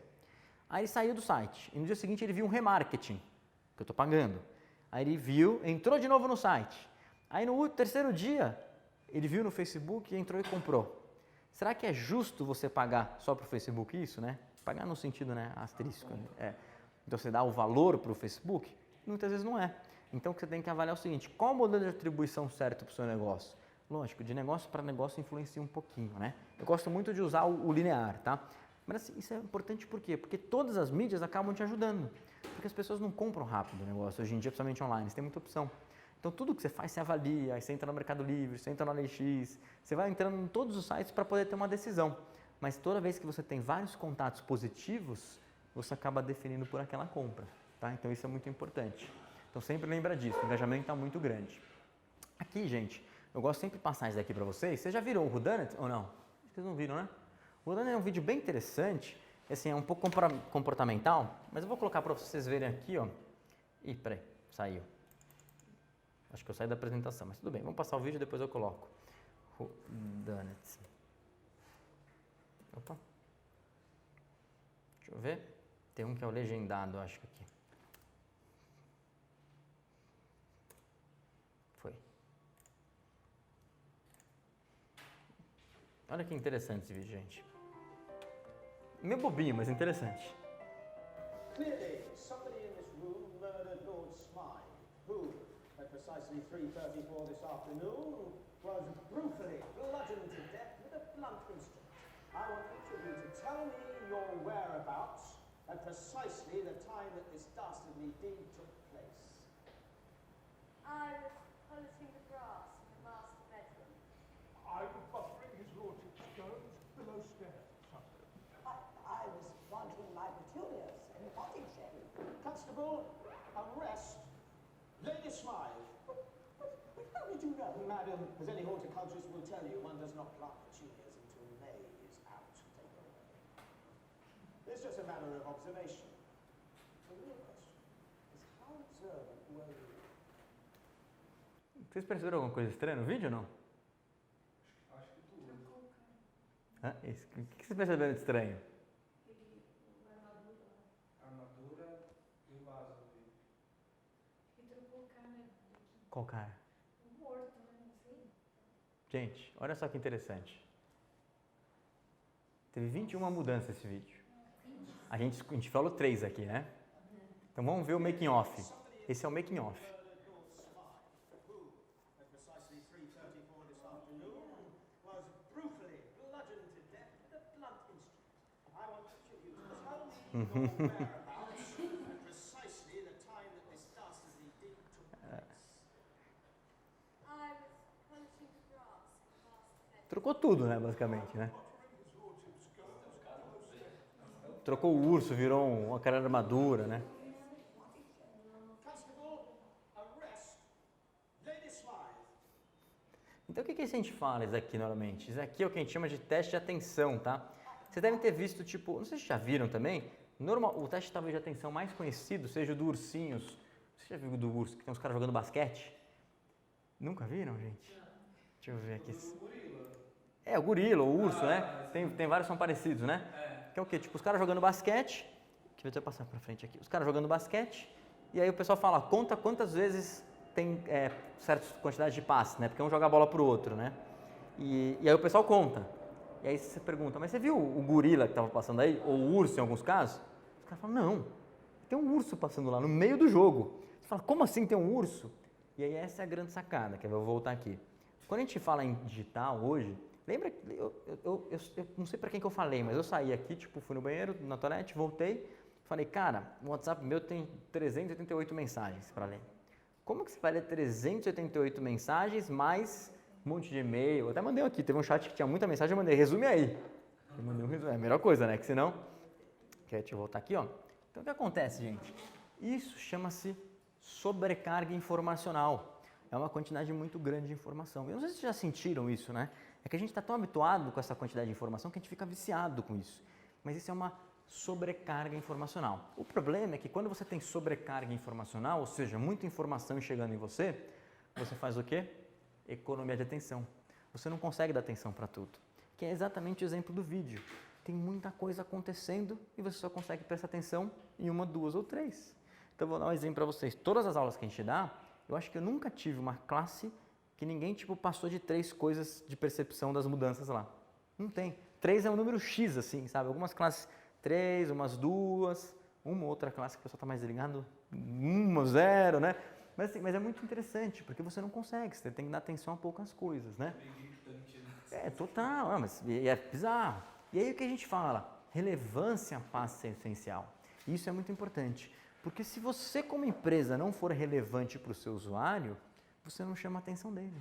E ele não te dá atenção. Mas ele não te dá atenção, você está pagando anúncio, mas ele não está vendo, gente. Então é muito importante você ser relevante para o seu consumidor, para o seu usuário, senão ele não vai te dar atenção. E repare que atenção, isso em 1 milhão de situações diferentes. Você pode ver até texto, você que é jornalista. Quando você escreve hoje em dia, olha como mudou o texto jornalístico. Para a internet, você tem que escrever o quê? Normalmente a gente fala para você escrever conteúdo que seja escaneável, que a gente fala. Por quê? Conteúdo escaneável é aquele conteúdo que ele tem mais divisões, para o cara poder ler rápido. Olha que interessante, tem que ter vários subtítulos, porque a pessoa não lê se tiver um textão grande. Se tiver um texto gigante, você não lê. E aí você acaba falando o seguinte, você tem que quebrar mais o texto. Você tem que pegar e fazer o seguinte, você tem que colocar subtítulos. Tá com muito texto? Coloca uma imagem no meio, um bloco de citação, coloca um GIF animado, mas você tem que deixar o texto gostoso para o usuário ler, senão ele não lê. Olha que interessante. Então você como jornalista, você tem que falar o seguinte, cara, se eu não criar uma escrita super tranquila, gostosa, escaneável para o cara ler, ele não vai ler meu conteúdo até o final. Olha que loucura. E a gente é assim, né? A gente está falando assim, essas pessoas não leem o conteúdo, né? Mas a gente não lê. Nós somos assim no dia a dia, tá? Então sempre lembra disso. Você como jornalista vai ter que investir muito nisso, ser relevante para o usuário, ao mesmo tempo você vai ter que criar um texto muito bom para ele, tá? E é lógico, quando você entende o público, a persona, você cria um texto muito melhor para ele, ok? A gente vai passar isso aqui também, essa parte de texto, tá? Então sempre lembra que você tem que ser relevante, tá? E aí, uma coisa que eu gosto de falar para vocês, a gente fala muito em relevância em marketing digital e muita gente fica na dúvida, o que é a relevância, né? E talvez o melhor exemplo que eu posso dar para vocês de relevância, inclusive alguém me perguntou isso e eu achei muito legal essa tirada, que é o quê? Gente, em 2014, você concorda a pobreza? A pobreza sempre foi importante no Brasil, não foi? Tipo, né? Agora, Em 2014, a pobreza era importante? Era importante, continuava sendo importante, mas era relevante? Não era. As pessoas só queriam falar da Copa. Lembra, gente? Estava todo mundo alucinando falando da Copa. Seja bom ou seja mal, mas todo mundo só falava da Copa do Mundo. Então, relevância, gente, ela tipo, muito importante que importância não é a mesma coisa que relevância. Relevância é um conceito que você está falando de conteúdo, contexto, espaço-tempo. Tem coisas que são relevantes naquele momento. Então, tem uns negócios muito loucos, tipo, sei lá, o Supremo censurou a... Qual que é o nome da revista lá? Antagonista, né? Que foi? O Antagonista, né? Que eles censuraram, né? Acho que foi Antagonista, né? Que foi censurada pelo Supremo, né? Não sei se vocês lembraram disso. Mas naquela semana, todo o meio político estava enlouquecido falando disso. E assim por diante. Ou seja, o que é relevante? Aí você fala, cara, mas para esse público aqui, não é um público que está antenado na parte política. É relevante para vocês? Não é. Tanto que vocês não leram. Agora, pega um outro lado. Você fala, tipo, vamos ver algum assunto importante. O que na semana passada para vocês foi relevante? Que você lembra assim? Semana passada você lembra do quê? Magazine comprando Netshoes. Ó, por quê? Para ele é relevante, entendeu? E em algum momento isso é relevante para ele. Então isso é importante, por quê? Porque a semana passada foi relevante isso. Talvez a semana virou uma notícia batida, já não é mais. Já era. Se você falar daquilo, ele não quer nem ler, né? Então é muito importante você saber o que é relevante para o seu usuário, tá? Sempre lembra disso. E aí, toda vez a gente já falou isso, por que os milênios compram, é importante você lembrar disso, né? Para usar, mas também para mostrar, tá, gente? E aí você tem alguns estudos interessantes. Teve um estudo muito interessante que foi feito, que é dos locais turísticos, né? Olha que legal. Os principais lugares turísticos que aumentaram a visitação nos últimos 10 anos são os lugares turísticos que têm bons lugares para fotos. Assim como restaurantes que têm pratos muito bonitos. Por quê? Porque a pessoa não está indo mais no restaurante para comer uma comida boa, ela está indo no restaurante para tirar uma foto do prato.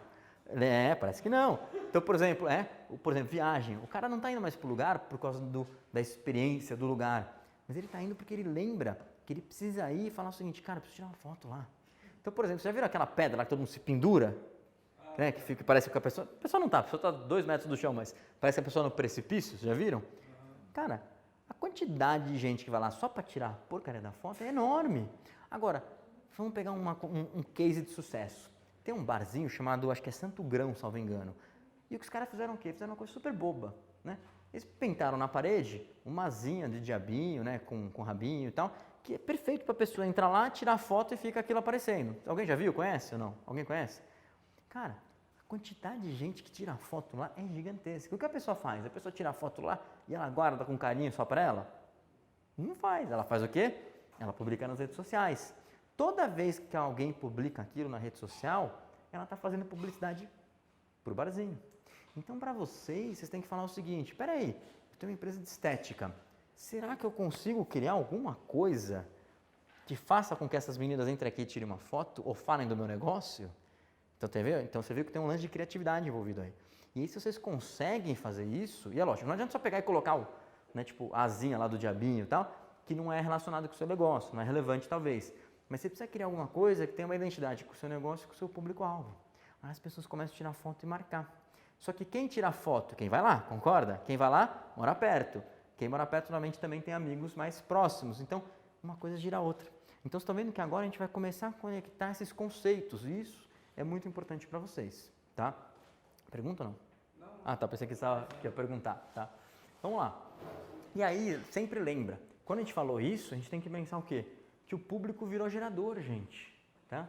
E é exatamente isso. Você cria algo para o público tirar uma foto, e ele tira uma foto e ele gera o conteúdo, e ele gera publicidade para vocês.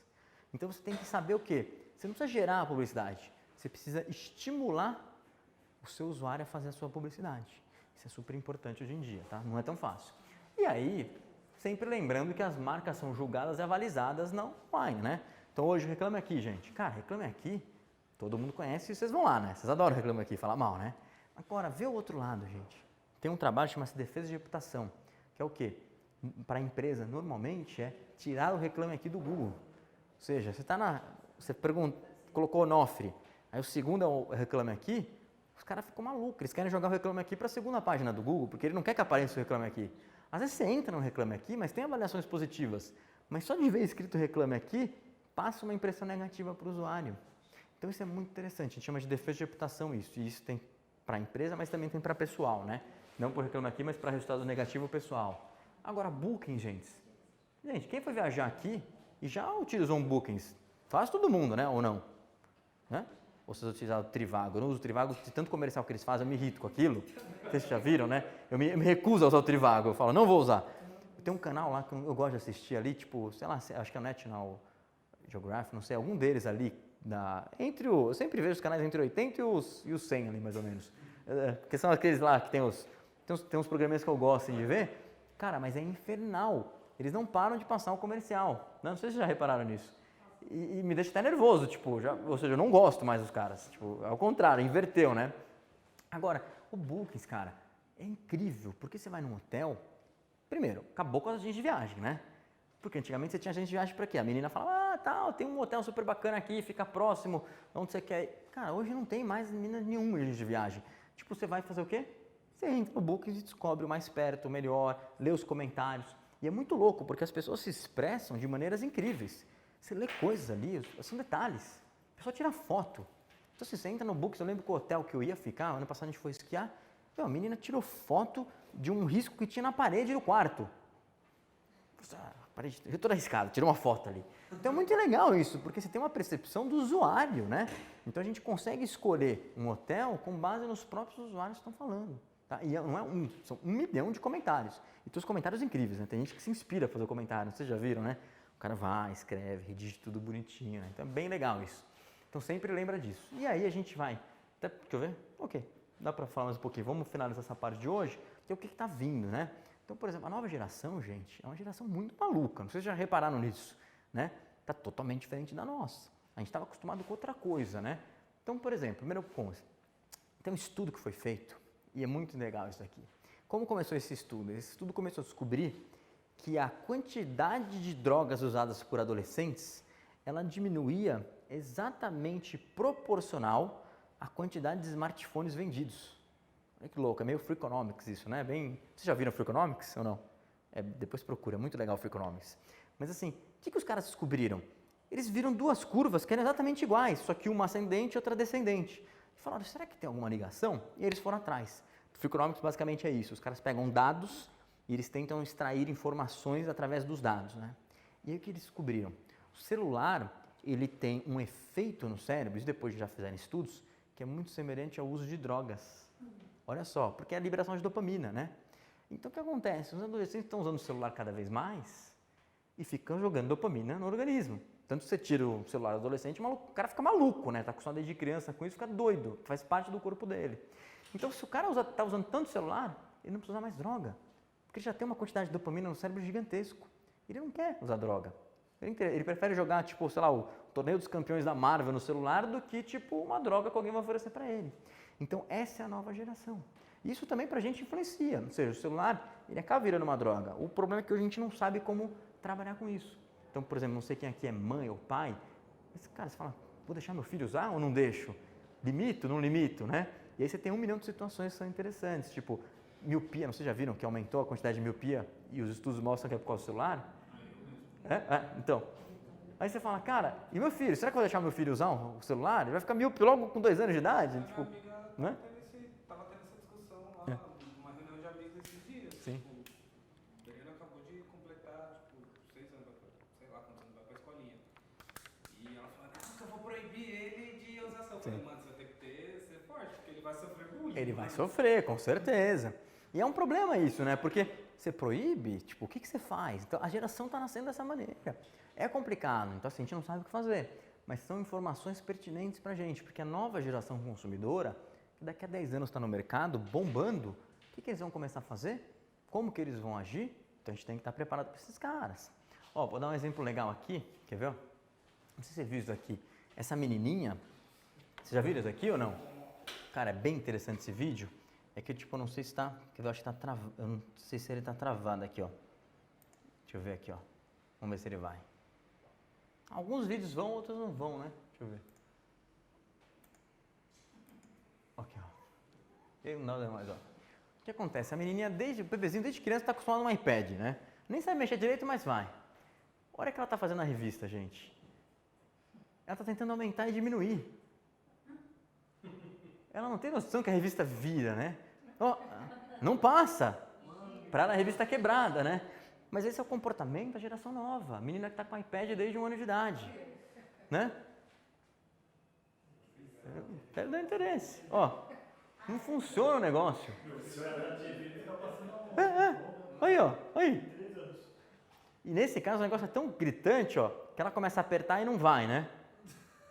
Ela pega o dedinho, ó, e ela começa a apertar nela para ver. Ela duvida do dedo. Cara, é uma puta loucura isso se você for ver, né? Mas essa é a nova geração consumidora que vai chegar. Ela não sabe lidar com uma revista, gente. As pessoas não vão ler mais revista. Então, cara, como que você vai lidar com isso, né? E a gente, e ó, uma coisa interessante. A nossa geração é uma geração muito louca porque ela tá na mistura dos dois mundos. E muito embora a gente sinta que é tipo, puta, né, os empregos estão sumindo, estão entrando no digital, é uma mistura de coisas, né? Mas você tem os dois mundos. Você usou os dois, você sabe tipo o que significa os dois mundos. Essa geração não sabe o que é aquele lá. Exatamente, mas por isso que, tipo, por exemplo, você pegar uma das maiores discussões que tem atualmente é com a educação. Como que você educa as novas crianças? Como que é? Então, por exemplo, tem muitos estudos mostrando que o professor, ele deixa de ser um professor e ele vira um orientador. Por quê? Ele precisa orientar a criança a encontrar o material, porque já tem tudo pronto. Tá entendendo? Então, assim, muda um pouco. Por exemplo, chega na sala de aula, como que você vai estimular uma criança? Gente, vocês lembram as aulas que a gente tinha na escola? Vocês lembram? O professor falava, mostrava os negócios. O professor nem sempre era simpático, porque você era obrigado a ver. Hoje em dia, a criança com WhatsApp, com a internet na mão, porque a molecada com 5 anos está com o celular na mão hoje em dia, né, gente? Cara, essa molecada vai olhar o professor e não vai conseguir olhar para o cara. E aí, como que vai influenciar? É proibir o uso do celular na sala de aula? Ou estimular, ou fazer a aula ficar interessante? Eu tenho uma opinião, tipo, que talvez os professores das escolas normais, eles vão ter que ficar cada dia mais parecidos com professores de cursinho, né? Então vai ter que ser, tipo, porque o cara precisa chamar atenção. Se ele não conseguir chamar atenção, ele perde o aluno, literalmente, né? Então é uma dificuldade. Tem uma professora na escola dela que ela tá fazendo um negócio muito legal. Ela estudou lá, tipo, a sua idade, a irmã dela tá estudando agora. O professor faz correção de prova numa live. Sim, bacana. É muito louco isso. Mas, ó, isso assim, isso é o pão do iceberg. Por quê? O cara tá fazendo uma live para poder, tipo, fazer a correção de prova. É super bacana, concorda? Agora, tem coisas que não estão, que a gente não sabe como funciona, né? Então, por exemplo, esse professor tá ganhando para fazer isso? Não. Normalmente não tá. Ele faz porque ele gosta, né? Então, assim, é 1 milhão de situações que você não sabe. Eu digo isso porque eu tive, tipo, aula essa semana na Belas Artes e uma das discussões que o pessoal estava tendo era essa. Falei assim, quando o professor entrar para fazer um webinar, como que a gente vai, tipo, né, pagar o cara?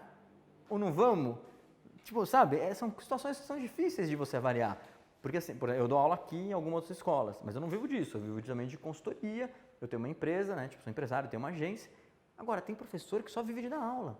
E a partir do momento que você começa a jogar o cara pro digital, mas você não começa a pagar ele, você fala, cara, como que esse cara vai sobreviver? Então você começa a entrar em um monte de questões que o mercado vai ter que se adaptar. Mas eu acho que, assim, eu sou muito adepto de não travar nada, deixar o mercado se ajustar. Sou muito a favor disso. Toda vez que você cria muita legislação ou muito travamento, sempre dá problema, né? Mas, assim, esse vídeo é bem interessante, gente.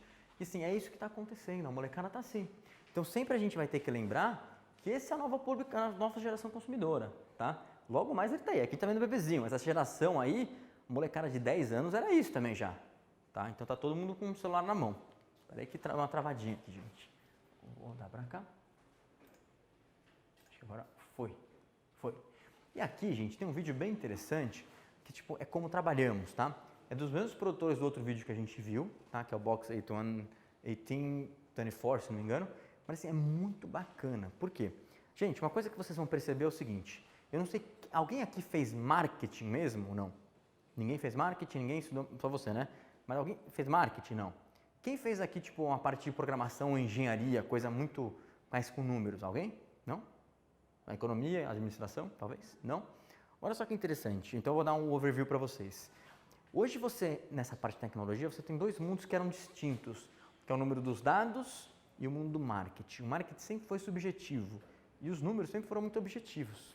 Hoje você tem um encontro que você tem marqueteiros que não entendem nada de números e você tem desenvolvedores que não entendem absolutamente nada de marketing.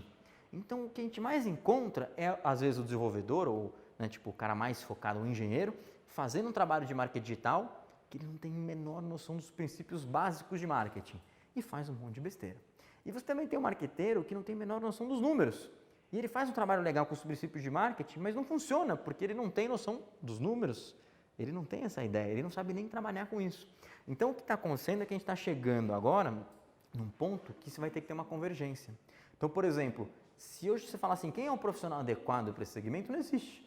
É as equipes de trabalho. Você precisa ter equipes multidisciplinares para poder fazer um trabalho adequado.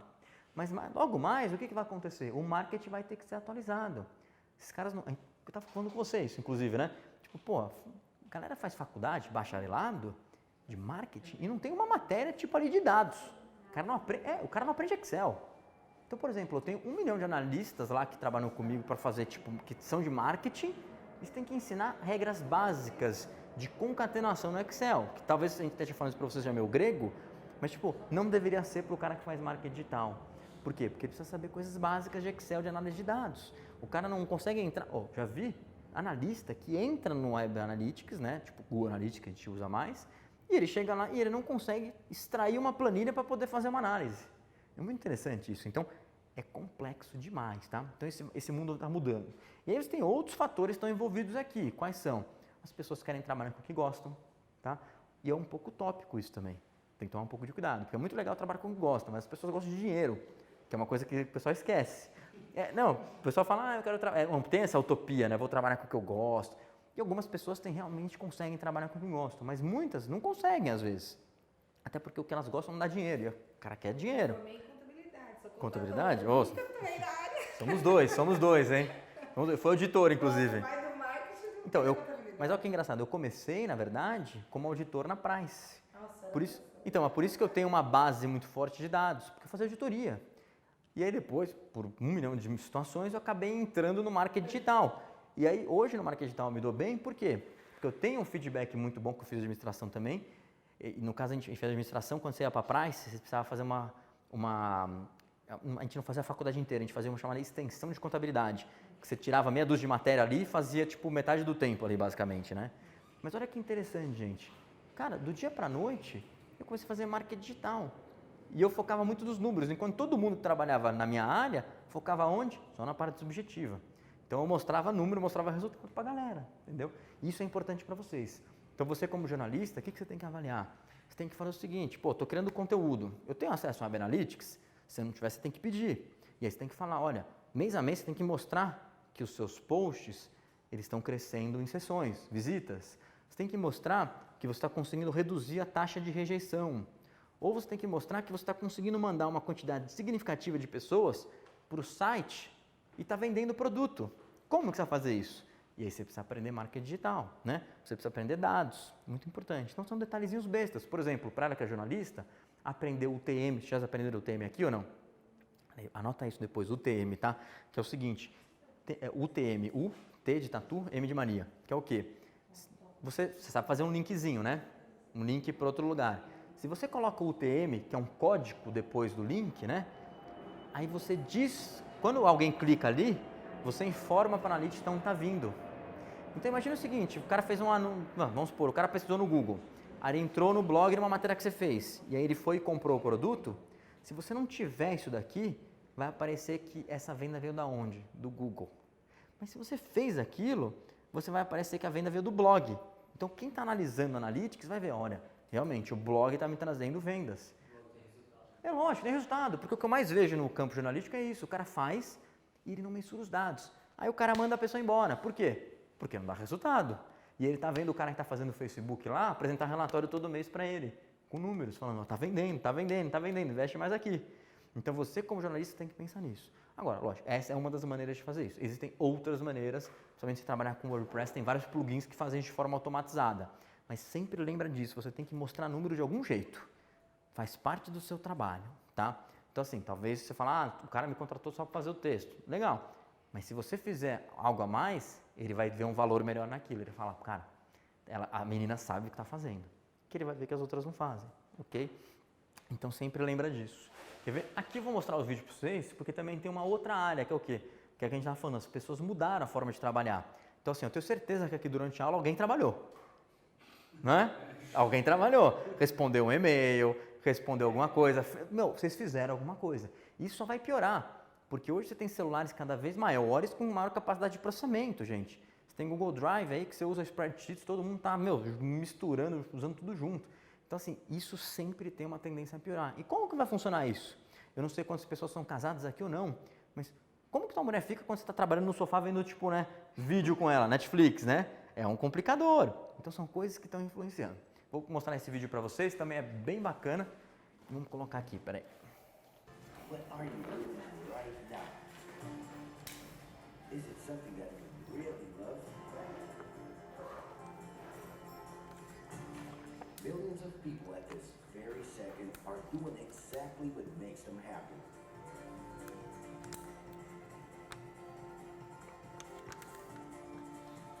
But wait a minute.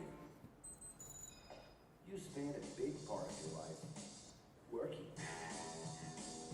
And any job has the potential to drive you insane. I think this is a good time for a break. But, of course, there's a bright side.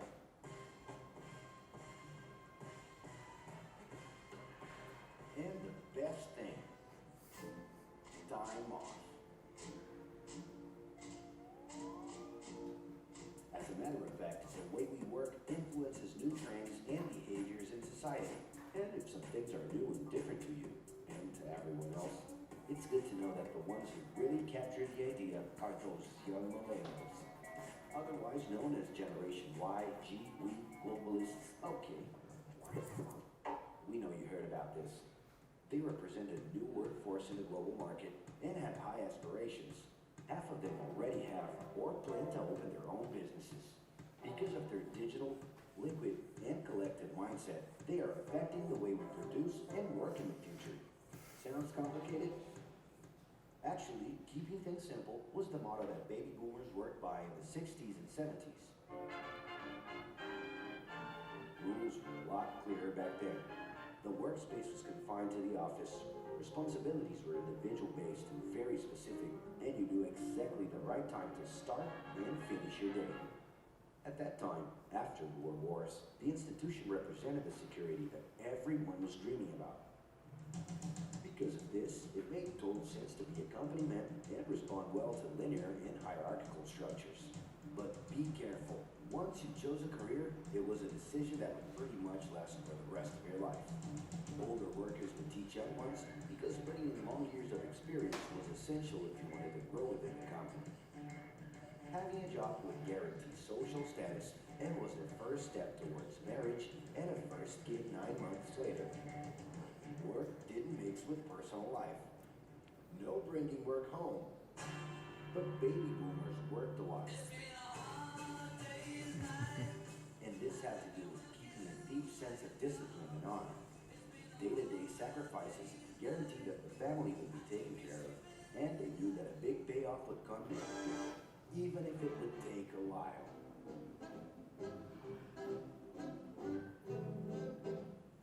However, Generation X redefined the time relationship between work and reward.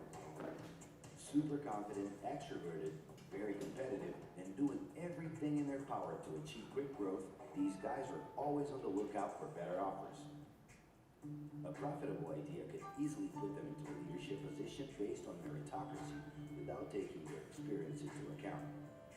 As they search for more ways to personally stand out and be professionally independent, they rely on degrees, including MBAs and PhDs, to get ahead of their competitors.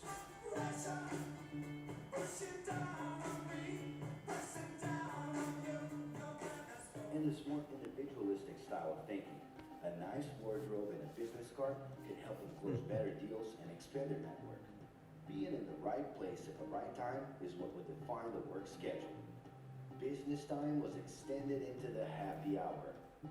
This mix between personal and professional life turned a workaholic into someone who was admirable and even sexy.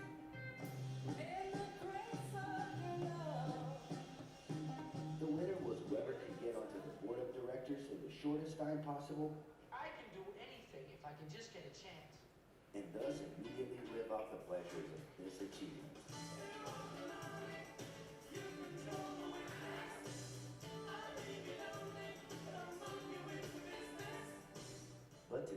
journey's a little different. It really seems more important to have fun on the ride than to make it to the final destination.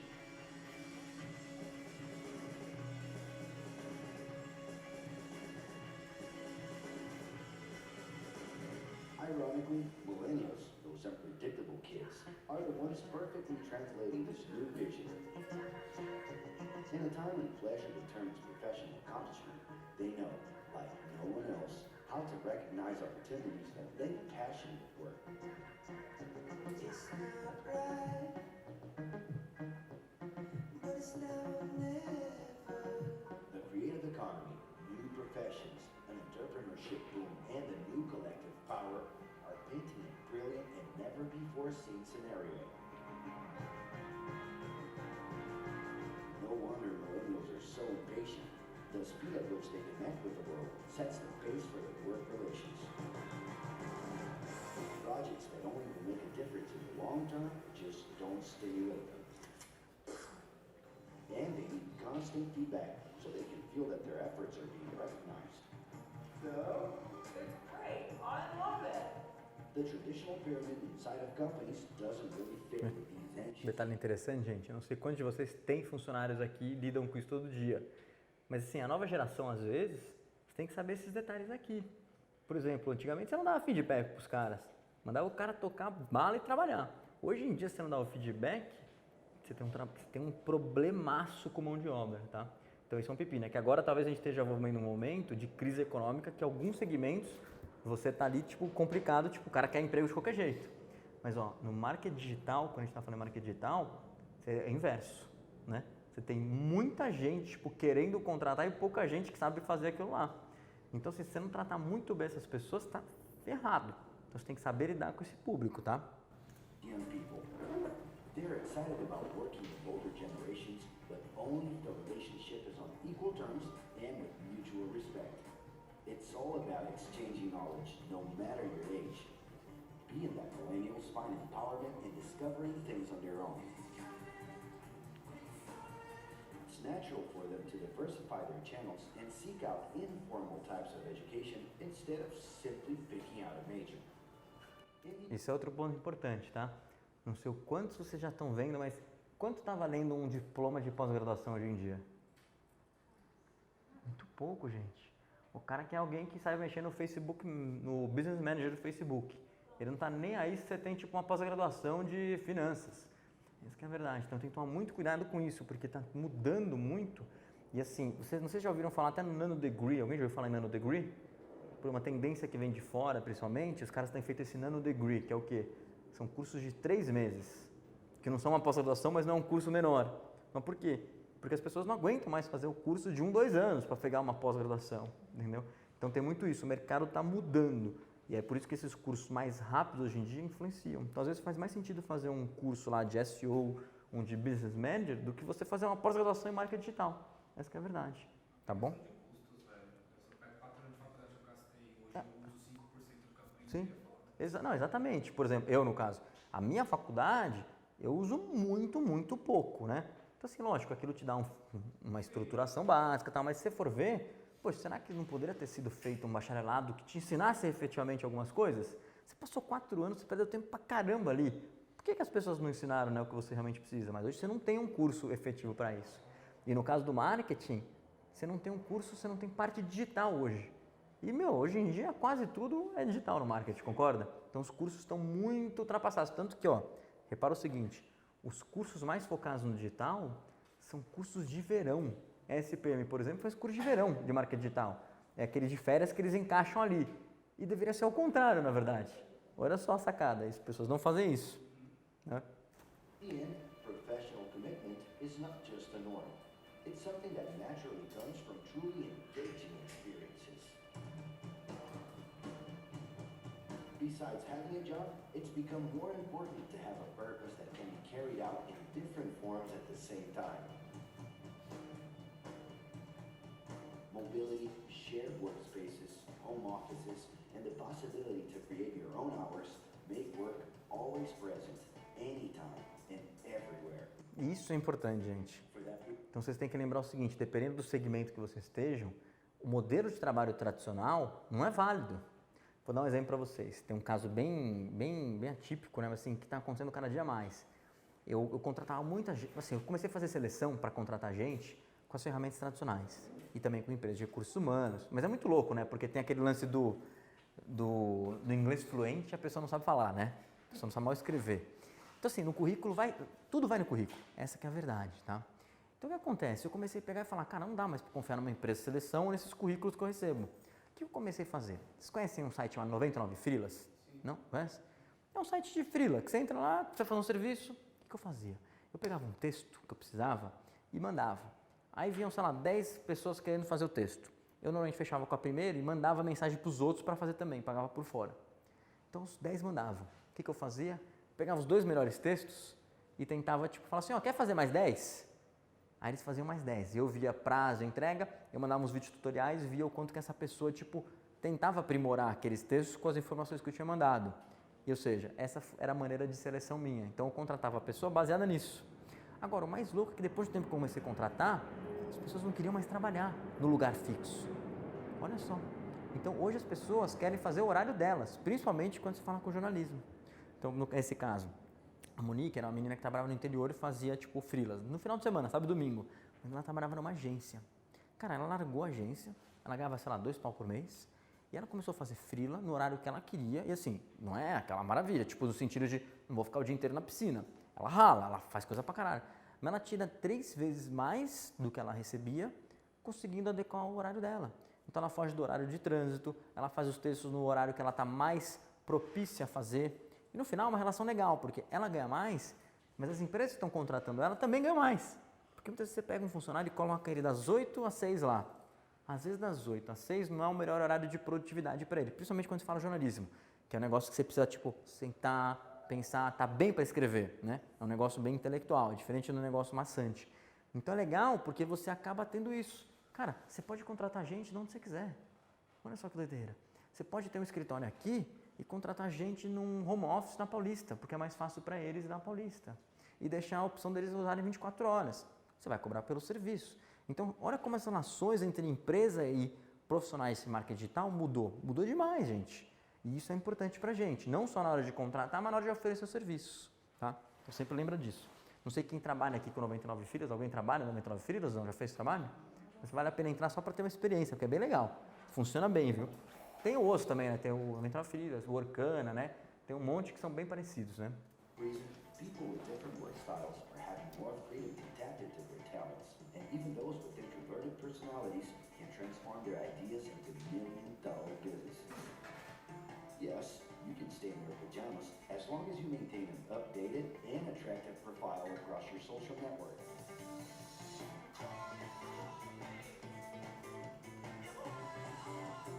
As you can see, flexibility is really the way to go.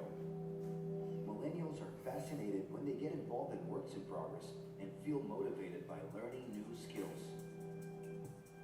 They're excited about an open and forever beta world where testing and messing with something unfinished is the only way to create the new. Millennials need more than ever to feel autonomous and are exhilarated by the challenge to develop and participate collaboratively.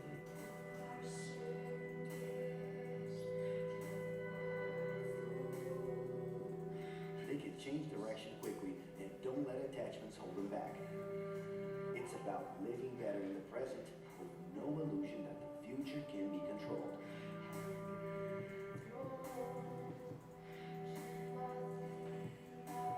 That's because of one simple thing. Whoever adapts more easily can evolve along with the changes. And if you feel overwhelmed by everything so far and are looking for the right answer, well, sorry, we're still going to ask you another question. Are you doing what you love right now? No. So start.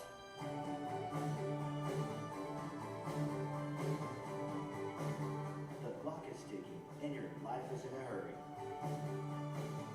Discover your life's purpose and make it happen. Loving your work will put you in motion.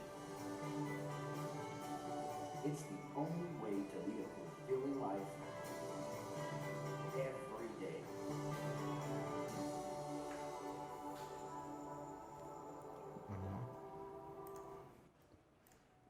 E aí, deixa eu responder também. Só para finalizar, gente, a gente volta amanhã. O mais importante aqui é vocês lembrarem, as relações de trabalho mudaram muito, tá? Isso influencia o marketing para a gente de uma maneira geral, porque você precisa sempre de gente para fazer o serviço. Você precisa de analistas, você precisa de marqueteiros, você precisa de pessoas que vão mexer com dados. Então, assim, ó, existe no Brasil, aí eu vou passar um overview do Brasil. O Brasil tem uma demanda gigantesca por serviço de tecnologia e uma carência enorme por desenvolvedores. E qual que é o problema? A maioria dos desenvolvedores bons faz serviço para fora. Por quê? Porque pode. O cara vai para fora efetivamente, ou ele faz daqui e só vende serviço para fora, ele paga em dólar, né? Gringo paga em dólar. Eu faço serviço para gringo, por quê? Porque, cara, é muito barato para ele pagar o nosso serviço e para a gente é excelente receber em dólar. Você vai receber mais. Então, hoje você tem uma dificuldade. Você quer criar um site do zero, fazer um negócio personalizado, é muito difícil você achar um bom desenvolvedor. Você vai ter que saber lidar com o cara. Então, por exemplo, tem uma empresa que a gente trabalha, é engraçado. As meninas têm um desenvolvedor ali e o cara é muito bom. Só que elas não podem impressionar o cara. Então, elas não podem dar nada de prazo com ele. Porque senão ele apita e fala, não vou entregar, vou embora, não vou fazer mais nada. E o cara faz isso. Por quê? Porque é oferta e demanda de mercado. Tá? Então, essa nova geração também está mudada, mas a gente tem que levar a relação do segmento no Brasil. No Brasil, a gente tem um problema gravíssimo de tecnologia. Então, eu sempre falo para vocês, sempre que vocês puderem não recorrer a um desenvolvedor e usar soluções prontas, recorram, porque vocês vão ter sempre um benefício grande de velocidade e não vai ter trabalho para vocês. Então, aqui, quem tiver um site, faça um site em WordPress. Por quê? Porque o WordPress ele é uma plataforma super simples, que você importa o template e você tem autonomia para mexer, você não precisa do desenvolvedor.